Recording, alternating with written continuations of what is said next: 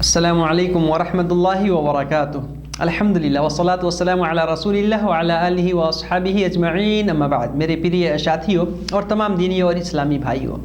آج کا ہمارا یہ 19واں پارٹ ہے اور آج ہم یہ جانیں گے کہ خطبہ ارتھات پربچن دینے میں، لوگوں کو سمبودھت کرنے میں اللہ کے رسول صلی اللہ علیہ وسلم کی پچی آپ کا کیا طریقہ ہے، آپ نے ہمیں کیا مارگدرشن کیا اس طرف، اور کیا ہم کو طریقہ آپ نے بتایا ہے، آپ کا آدرش کیا ہے اس معاملہ میں۔ اس میں سب سے پہلے یہ ہے کہ جب اللہ کے رسول صلی اللہ علیہ وسلم لوگوں کو سمبودھت کرتے تھے، پربچن دیتے تھے، خطبہ دیتے تھے، تو آپ کی آنکھیں لال ہو جاتی تھیں۔ آنکھیں لال کب ہوتی ہیں؟ جب آدمی کرودھت ہوتا ہے۔ اس طرح سے آپ لوگوں کو بھیبھیت کرتے تھے، ڈراتے تھے اللہ کے ڈر سے، جہنم نرک کے یاتنا سے، پرلے کے بھینکر دن سے لوگوں کو ایسا ڈراتے تھے۔ آپ کی آنکھیں جو ہے لال ہو جاتی تھی، آپ کا سور ایک دم اچ ہو جاتا تھا، آپ کی آواز ایک دم تیز ہو جاتی تھی، بلند ہو جاتی تھی، اور آپ کا کرودھ ایک دم تیور ہو جاتا تھا، آپ کا غصہ بہت سخت ہو جاتا تھا، جیسے کہ آپ دشمن سے، شترو کے دل سے ڈرا رہے ہوں، بھیبھیت کر رہے ہوں۔ اس طرح سے لوگوں کو ایک دم چوکنا کرتے تھے، سچیت اور ساودھان کرتے تھے۔ کہتے تھے سبحکم ومساکم، کہ یہ دشمن تمہارے شترو تم پر آکرمن کرنے والے ہیں، حملہ کرنے والے ہیں، تم اس کے لیے تیار ہو جاؤ۔ آپ صلی اللہ علیہ وسلم اس طرح سے کہتے تھے، اور یہ بھی کہتے تھے کہ بعثت انا والساعہ کہاتین، کہ میں اور پرلے ایک دم ایک ساتھ بھیجے گئے ہیں۔ اور آپ صلی اللہ علیہ وسلم اپنی بیچ کی انگلی کو اور یہ شہادت کی انگلی کو ملاتے تھے اور کہتے تھے کہ میں آ گیا ہوں، اب میں اس سنسار میں آ گیا، اللہ نے مجھے بھیجا۔ اس کا ارتھ یہ ہے کہ اب پرلے زیادہ دن نہیں ہے، میرے بعد کوئی نبی تو آئے گا نہیں۔ اللہ کے رسول، ہم سب جانتے ہیں اللہ کے رسول کے بعد تو کوئی نبی نہیں آئے گا، تو پرلے میں اب زیادہ دن نہیں ہے۔ تو پھر بھائی صلی اللہ علیہ وسلم تیاری کر لی، ہم کو کہتے تھے کہ ہم اپنے پرلوک کے جیون کے لیے تیاری کریں، اور ظاہر سی بات ہے ہماری مرتیو آ جائے، ہماری ساری جیون سماپت ہو جائے گی، تو ہم کو پرلے کا پرتیچھا کرنے کی آوشکتا نہیں ہے، اور ہم میں سے کوئی یہ نہیں جانتا ہے کہ اس کی مرتیو کب آئے گی، ابھی آئے گی، تھوڑی دیر کے بعد آئے گی، یا کچھ دنوں کے بعد آئے گی۔ اس لیے ہم کو ہمیشہ سچیت، ساودھان اور تیار رہنا چاہیے۔ اللہ کے رسول صلی اللہ علیہ وسلم جو ہے جب خطبہ دیتے تھے تو سب سے پہلے جو ہے اللہ کی حمد و ثنا بیان کرتے تھے، اللہ کی پرشنسا بیان کرتے تھے، اور پھر اس کے بعد سے کہتے تھے اما بعد فإن خیر الحدیث کتاب اللہ وخیر الہدی ہدی محمد صلی اللہ علیہ وسلم وشر الامور محدثاتها وکل بدعۃ ضلالہ۔ لگ بھگ آپ اپنے ہر پربچن میں، ہر سمبودھن میں، ہر خطبہ میں یہ کہتے تھے۔ کیا سب سے بہترین کتاب اللہ کی کتاب ہے، سب سے اتم سریشٹھ کتاب، سب سے بہترین بات، سب سے اچھی بات اللہ کی کتاب قرآن کی بات ہے، سب سے اتم صحیح اور صحیح مارگ اللہ کے رسول صلی اللہ علیہ وسلم کا مارگ ہے، اور سب سے برا کام، سب سے گھٹیا اور غلط کام دین کے اندر کوئی نئی بات کو پیدا کرنا، بدعت کا ایجاد کرنا، اپنی طرف سے کوئی نیم بنا کر کے عمل کرنا اس پر، یہ سب سے بری بات ہے۔ اور فرمایا وَكُلُّ بِدْعَةٍ ضَلَالَةٍ، ہر بدعت، ہر آوشکار، ہر اپنی طرف سے بنائی ہوئی نیم اس دھرم کے اندر، یہ کیا ہے؟ گمراہی ہے، پد بھرشتا ہے، مورکھتا ہے، اس سے ہم کو بچنا چاہیے۔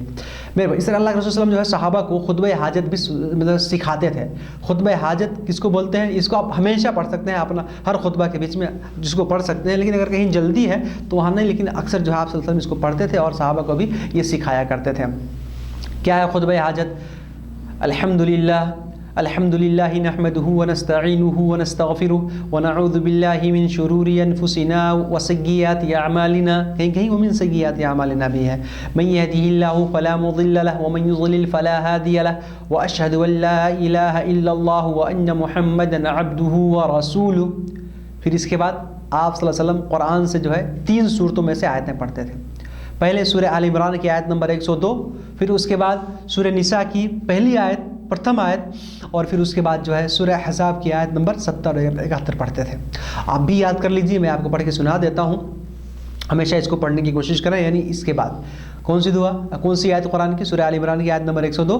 یا ایھا الذین آمنوا اتقوا اللہ حق تقاتہ ولا تموتن الا وانتم مسلمون۔ اسی طریقے سے سورہ نساء کی پرتھم آیت،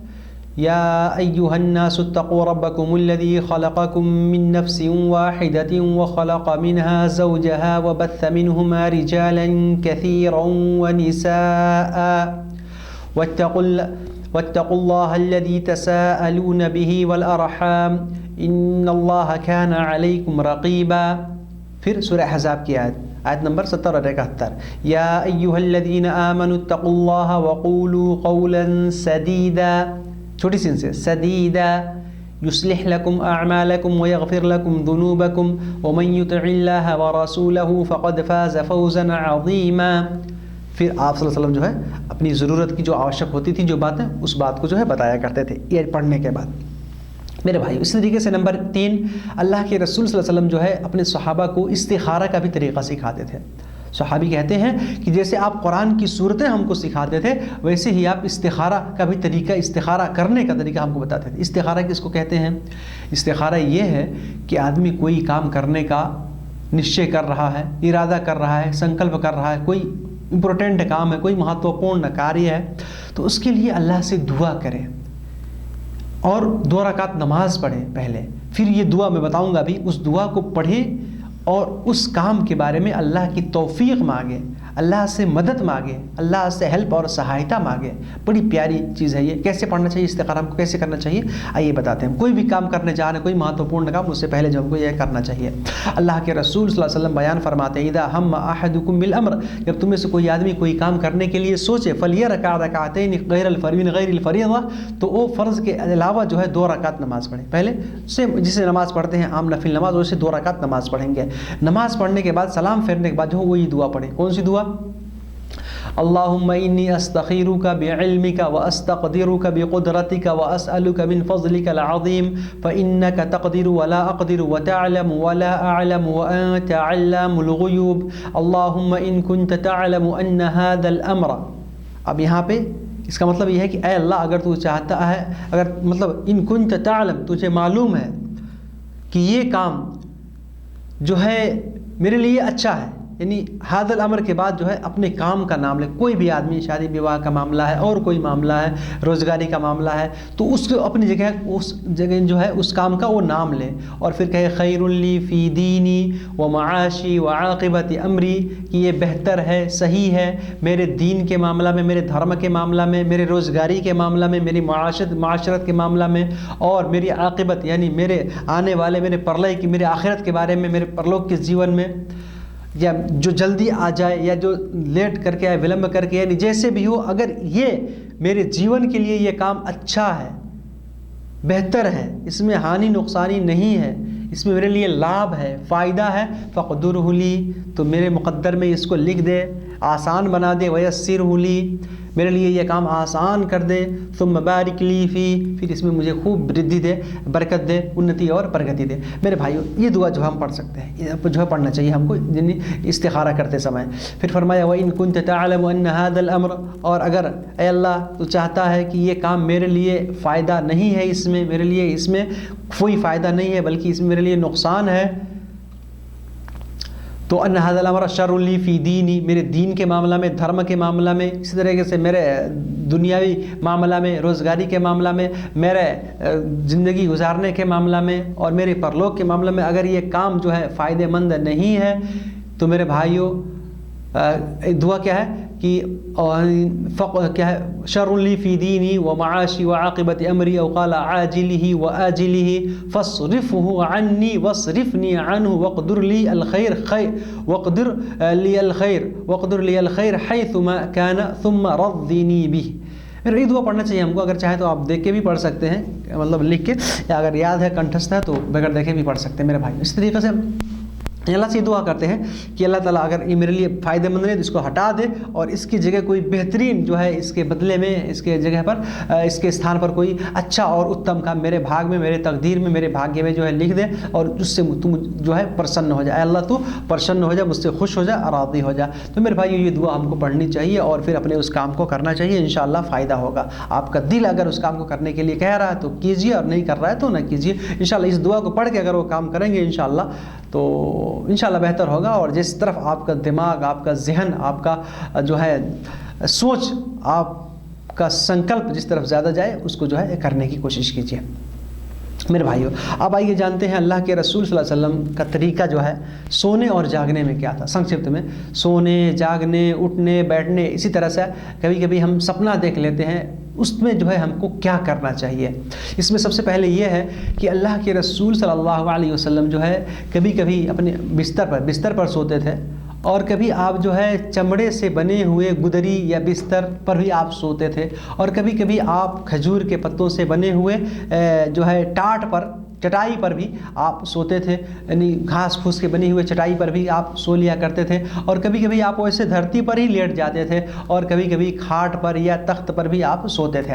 اسی طریقے سے آپ صلی اللہ علیہ وسلم کا جو بستر ہوتا تھا وہ جو ہے چمڑے کا ہوتا تھا، اس میں جو ہے گھاس پھوس کی جو ہے اس میں پتے وغیرہ بھرے رہتے تھے، اور آپ صلی اللہ علیہ وسلم کا تکیہ بھی ایسے ہی ہوتا تھا کہ چمڑے کا ہوتا تھا اکثر، یعنی زیادہ تر، ادھکتر، اور اس میں جو ہے گھاس پھوس اور یہ پتے وغیرہ بھرے ہوتے تھے، آپ صلی اللہ علیہ وسلم اس میں تکیہ لگاتے تھے۔ میرے بھائیوں، اس طرح سے نمبر 2، اللہ کے رسول صلی اللہ علیہ وسلم جو ہے اتنا ہی سوتے تھے جتنی آوشکتا ہوتی تھی، اور اتنا کم بھی نہیں سوتے تھے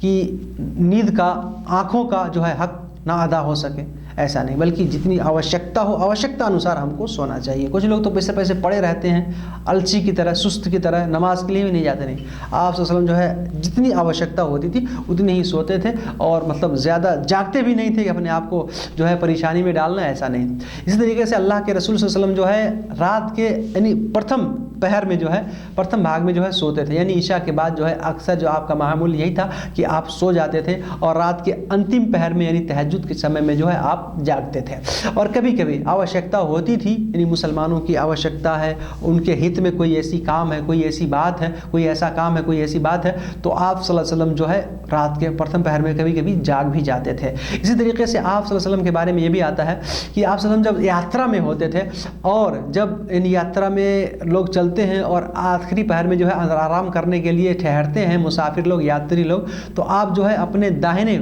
کروٹ جو ہے لیٹتے تھے اور اس پر آرام کرتے تھے، اور کبھی کبھی جو ہے صبح کے سمے جو ہے آپ صلی اللہ علیہ وسلم اپنے ہاتھ کو داہنے پہلو کو کھڑا کر لیتے تھے، اور اس پر ٹیک لگا کر کے جو ہے آپ آرام فرمایا کرتے تھے۔ اس طریقے سے نمبر 5، اللہ کے رسول صلی اللہ علیہ وسلم جب سوتے تھے، یہ آپ کی خصوصیت ہے یہ کہ آپ صلی اللہ علیہ وسلم جب بھی سوتے تھے تو آپ کو کوئی جگاتا نہیں تھا، کوئی نہیں جگاتا تھا، یہاں تک کہ آپ خود سے جو ہے اٹھ جاتے تھے، خود سے جو ہے آپ اٹھتے تھے، اور آپ نے یہ بھی فرمایا کہ جو ہے میری آنکھیں صرف سوتی ہیں، میرا دل نہیں سوتا، یعنی اللہ کے رسول صلی اللہ علیہ وسلم کی صرف آنکھیں سوتی تھیں، آپ کا دل کبھی بھی غافل نہیں ہوتا، آپ کا دل کبھی بھی بے پرواہ نہیں ہوتا تھا، آپ کا دل ہمیشہ جاگتا رہتا تھا۔ میرے بھائی، اسی طریقے سے نمبر 6، اللہ کے رسول صلی اللہ علیہ وسلم جب اپنے بستر پر آتے سونے کے لیے تو یہ دعا پڑھتے تھے۔ کون سی دعا؟ بسمک اللہم احیا و اموت، یا اللہم بسمک اموت و احیا۔ اسی طریقے سے آپ صلی اللہ علیہ وسلم کا معمول، آپ کا عمل یہ بھی تھا کہ آپ اپنے بستر پر آتے تو اپنے دونوں ہاتھ کو جو ہے آپ پھونک مارتے اپنے دونوں ہتھیلی پر، اور اس سے پہلے جو ہے یہ دعا پڑھتے، یعنی قرآن کی جو صورتیں ہیں، 3 صورتیں معوذتین جس کو بولتے ہیں، قل اعوذ برب الفلق اور قل اعوذ برب الناس، سورہ فلق اور سورہ ناس اور سورہ اخلاص، یعنی قل هو اللہ احد، تینوں صورتیں پڑھتے تھے۔ اس کے بعد سے جو ہے اپنے ہاتھوں پر پھونک مار کے جو ہے اپنے پورے شریر پر جو اپنے ہاتھ کو پھیرتے تھے، اپنے چہرے سے، اپنے سر سے جو ہے اس کو شروع کرتے تھے، شبارمبہ کرتے تھے، اور پورے شریر پر آگے سے پیچھے سے جہاں تک بھی ممکن ہوتا تھا وہاں تک جو ہے آپ اپنے ہاتھ کو پھیر لیا کرتے تھے، جہاں تک بھی سمبھو ہوتا تھا۔ اور اسی طرح آپ صلی اللہ علیہ وسلم جو ہے 3 بار کرتے تھے۔ کتنی بار؟ 3 بار کرتے تھے۔ میرے بھائی، اسی نمبر 7، آپ صلی اللہ علیہ وسلم جو ہے اپنے داہنے پہلو پر جو ہے سوتے تھے، اور اپنے گال کے نیچے جو ہے اپنے ہاتھ کو کبھی کبھی رکھ لیا کرتے تھے۔ میرے بھائی، اسی طریقے آپ صلی اللہ علیہ وسلم سونے کے ٹائم میں یہ دعا بھی پڑھتے تھے، اللہم قینی عذابک یوم تبعث عبادک، آپ یہ دعا بھی پڑھتے تھے۔ اسی طریقے سے آپ صلی اللہ علیہ وسلم نے اپنے صحابی کو، حضرت براء ابن عازب کو جو ہے، اور بھی آپ نے اپنے صحابہ کو یہ دعا سکھائی کہ جب آپ لوگ جو ہے نماز کے لیے آئیں، اور یعنی سونے کے لیے اپنے بستر پر آئیں، تو نماز میں جس طرح سے وضو کر اس طرح سے وضو کر لیں، اور وضو کر کے اپنے داہنے پہلو پر دائیں پٹی جو ہے لیٹ کر سو جائیں، اور اس دعا کو پڑھیں۔ کون سی دعا؟ اللہم انی اسلمت نفسی الیک ووجہت وجہی الیک وفوضت امری الیک والجأت ظہری الیک رغبتا ورہبتا الیک لا ملجأ ولا منجأ منک الا الیک آمنت بکتابک الذی انزلت وبنبیک الذی ارسلت، اور فرمایا کہ اس دعا کو اپنا انتم شبد بنائیے، اس کے بعد سو جائیے۔ میرے بھائیوں، اللہ کے رسول صلی اللہ علیہ وسلم نے فرمایا کہ جو آدمی اس دعا کو پڑھ لیتا ہے، اگر اس رات میں اس کی مرتیو ہو جائے، اس کی مرتیو ہو جائے تو اس کی مرتیو فطرت اسلام پر ہوئی ہے، یعنی وہ مسلم ہو کر کے مرا میرے بھائی، بڑا فائدہ۔ اس کے علاوہ اور بھی بہت ساری دعائیں ہیں۔ اب ہمارا آج کیا حال ہے، موبائل دیکھتے دیکھتے سو جاتے ہیں میرے بھائیوں، یہ تو شیطانی حرکت ہے نا۔ اسی وجہ سے انتم شبد جو آپ کے ہونا، یہ رات کے جو اذکار ہیں، سونے کے جو اذکار ہیں، آپ یاد کیجیے، بہت ساری آیت الکرسی وغیرہ دوسری دعائیں ہیں، تو ان سب دعاؤں کو پڑھ کے جو ہے سونے کا پریاس کیجیے میرے بھائی۔ اسی طریقے سے آپ صلی اللہ علیہ وسلم جو ہے جب رات میں اٹھتے تھے تو یہ دعا پڑھتے تھے، نیند کھلتی تو آپ یہ دعا کبھی کبھی پڑھ لیا کرتے ہیں۔ اور بھی دعا ہیں، بس میں اس کو بتا رہا ہوں آپ لوگوں کو کہ یہ دعا پڑھتے تھے۔ نمبر 1 کون سی دعا؟ اللہم رب جبریل و میکائیل و اسرافیل فاطر السماوات والارض عالم الغیب والشہادہ انت تحکم بین عبادک فیما كانوا فیہ یختلفون اہدنی لما اختلف فیہ من الحق بإذنک انک تہدی من تشاء الی صراط مستقیم۔ آپ یہ دعا پڑھتے تھے میرے بھائی۔ اسی طریقے سے آپ صلی اللہ علیہ وسلم جب نیند سے اٹھتے تو آپ یہ بھی پڑھتے تھے، نیند سے اٹھنے کے بعد، سو کر اٹھنے کے بعد جو ہے آپ یہ دعا پڑھتے تھے، الحمدللہ الذی احیانا بعدما اماتنا والیہ النشور، ارتھات ہر ایک پرکار کی پرشنسا اللہ کے لیے ہے جس نے ہمیں مرنے کے بعد ہمیں پھر زندہ کیا اور ہم کو پھر لوٹ کے اسی کی طرف جانا ہے میرے بھائی۔ یہ سب دعائیں ہیں، بڑی پیارے پیارے ان کے ارتھ اور مطلب اس کے ویاخیا، اس کے پریبھاشا ہوتے ہیں، میرے پاس سمے نہیں کہ میں وہ سب بتاؤں۔ جو ہے آپ یہ اذکار کیجیے اور یہ دعا پڑھنے کی کوشش کیجیے، سوتے وقت بھی اور سو کر اٹھنے کے بعد بھی۔ اسی طریقے سے آپ صلی اللہ علیہ وسلم سو کر اٹھتے تھے تو مسواک کرتے تھے، مسواک یعنی دتون کرنا، یہ بھی سنت ہے، تو مسواک بھی ہمیں کرنا چاہیے۔ اور کبھی کبھی آپ صلی اللہ علیہ وسلم جو ہے سورہ آل عمران کی آخر کی 10 آیتیں جو ہے پڑھتے تھے، ان فی خلق السماوات والارض واختلاف اللیل والنہار لآیات لأولی الالباب، یہ پورا یہاں سے جو ہے 10 آیتیں آپ صلی اللہ علیہ وسلم پڑھتے تھے میرے بھائی۔ اسی طریقے سے آپ صلی اللہ علیہ وسلم جو ہے اٹھتے تھے، کب سو کر کب اٹھتے تھے؟ اکثر جب آپ مرغ کی آواز کو سنتے تھے، جب آپ مرغے کی آواز کو سنتے تھے، اس کے باغ دینے کی آواز کو سنتے تھے تو آپ جو ہے بیدار ہو جاتے تھے اور الحمدللہ کہتے تھے، اللہ اکبر کہتے تھے اور لا الہ الا اللہ بھی پڑھا کرتے تھے۔ اس طرح سے اللہ کے ذکر سے جو ہے ہم سو کر کے اٹھے، سونے کے ٹائم میں بھی اللہ کا ذکر ہو، اللہ کا اسمرن ہو، اللہ کی مہمہ اور گرما کا بخان ہو، اور اس طرح سے جو ہے سو کر اٹھنے کے بعد بھی اللہ کا ذکر ہمیں کرنا چاہیے میرے بھائی۔ آئیے ہم جانتے ہیں اب تھوڑا سا رویا ارتھات سوپنا کے بارے میں، سپنا یعنی خواب کے بارے میں۔ اللہ کے رسول صلی اللہ علیہ وسلم نے بیان فرمایا الرؤیا الصالحۃ من اللہ، ارتھات سچا خواب، صحیح سپنا، اچھا سپنا، صحیح سپنا یعنی جو ہمارے ہت میں ہے وہ اللہ کی طرف سے ہوتا ہے، یعنی اچھا سپنا، بہتر سپنا۔ اور فرمایا والحلم من الشیطان، اور برا سپنا، اشبھ سپنا یہ شیطان کی طرف سے ہے، یعنی یہ شبھ سپنا ہے وہ ہمارے اللہ کی طرف سے، اور اشبھ جو سپنے ہوتے ہیں وہ شیطان وسوسے جو ڈالتا ہے اس سے جو انسان اشبھ اور امنگل سپنا دیکھتا ہے۔ فرمایا کہ تم میں سے اگر کوئی آدمی برا سپنا دیکھے جو اس کے لیے اشبھ دکھ رہا ہے، امنگل دکھ رہا ہے، تو وہ کیا کرے؟ اپنے بائیں طرف 3 بار تھوکے، تھوکنے کے بعد اللہ سے اس سپنے کے بارے میں اس سے اللہ کا شرن مانگے، اللہ کی پناہ مانگے، اعوذ باللہ من الشیطان الرجیم، اس سے پناہ مانگے۔ اور اس طریقے سے اگر ہو سکے تو اٹھ کر کے وہ نماز بھی پڑھے 2 رکعت، اور اپنے اس پہلو کو، جس پہلو پہ وہ سویا ہے، جس پٹی وہ سویا ہے، اس کو چینج کر کے اپنے پہلو کو چینج کر لے، اور ہو سکے تو وہ نماز بھی پڑھے۔ انشاءاللہ جس نے وہ سپنا دیکھا ہے، جو اس نے وہ بھینکر سپنا، برا سپنا، غلط سپنا جو دیکھا ہے، انشاءاللہ اس کو کوئی چھتی نہیں پہنچا سکتا، کوئی ہانی نقصانی، کوئی اس کو جو ہے نقصان جو ہے اس کا وہ سپنا، اس کا وہ خواب جو ہے اس کو نقصان نہیں پہنچا سکتا میرے بھائی۔ اس طریقے سے اللہ کے رسول صلی اللہ علیہ وسلم نے فرمایا کہ اس کے بارے میں جو ہے پھر وہ کسی کو بتائے بھی نہ، بتانا جو ہے اچت نہیں ہے، اتم نہیں ہے۔ اس طریقے سے فرمایا وَإِنْ رَأَى رُؤْيًا حَسَنَةً، اگر وہ اچھا سپنا دیکھا ہے،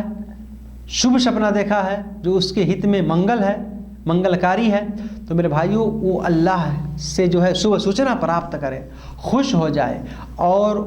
جس کو وہ پسند کرتا ہے، جس کو وہ پسند کرتا ہے، جس سے وہ مایا اور پریم کرتا ہے، جس کے اسنیہ کرتا ہے، جس کو وہ چاہتا ہے، جس سے وہ محبت کرتا ہے، اس کو اس کے بارے میں بتائے، باقی ہر لوگ کو بتانے کی آوشکتا نہیں ہے۔ تو میرے بھائی یہ دعا ہے ہم کو یہ کرنا چاہیے۔ ہم رات میں سوتے ہیں، سپنا اس طرح سے دیکھتے ہیں، تو اگر غلط سپنا ہم نے دیکھ لیا ہے تو اپنے ہم پہلو کو، جو جس پہلو پہ سوئے ہیں اس کو چینج کر دیں، اور جو ہے ممکن ہو تو اٹھ کے وضو کر کے جو ہے نماز بھی پڑھ لیں، اور اللہ سے پناہ مانگیں، اور 3 بار جو ہے اپنی بائیں طرف تھونکیں بھی، انشاءاللہ اس سپنے سے ہم کو کوئی بھی نقصان نہیں پہنچ سکتا۔ اللہ تعالی ہم سب کو رسول اکرم صلی اللہ علیہ وسلم کے بتائے ہوئے طریقے پہ چلنے کی توفیق عطا فرمائے، ہم کو اپنا پورا جیون اللہ کے رسول صلی اللہ علیہ وسلم کے بتائے ہوئے طریقے پر گزارنے کی اللہ ہمیں توفیق عطا فرمائے، آمین۔ والسلام علیکم ورحمۃ اللہ وبرکاتہ۔